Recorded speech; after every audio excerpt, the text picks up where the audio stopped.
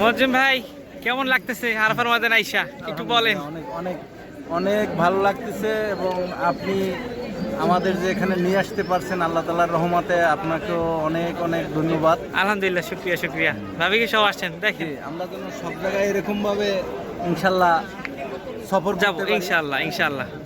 এখানে যতগুলো স্পট সবগুলোই যাবো ইনশাআল্লাহ। কাকার কেমন লাগতেছে আরাফার ময়দানে আইসা? যাক আলহামদুলিল্লাহ। সাকিব ভাই কেমন লাগতেছে আরাফার ময়দানে আইসা ভাইয়া একটু বলেন।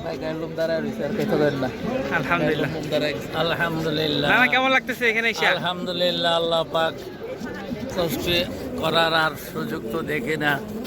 আল্লাহ পাক আরাফাতের ময়দানও আল্লাহ দেখালেন, যেটা কোনোদিন কল্পনাও করে নাই যে আল্লাহ পাক এখানে আল্লাহ আদায় করে শেষ করা যাবে। আল্লাহ যাকে পছন্দ করে তাকে নিয়ে আসে।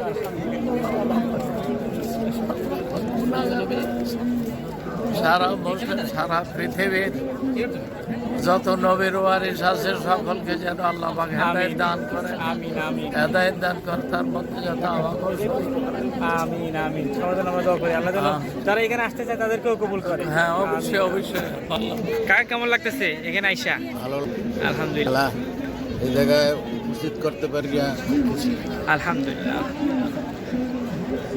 আল্লাহর দরবারে লাখো লাখ আলহামদুলিল্লাহ আমরা দেখলাম হাজি সাহেব এখানে আইসা খুবই খুশি সবাই। আল্লাহ শুক্রিয়া আমরা আসতে পারছি, আমরা যেন বারবার আসতে পারি। যারা আসতে চায় সকলকে যেন আল্লাহ কবুল করে আমরা দোয়া করি।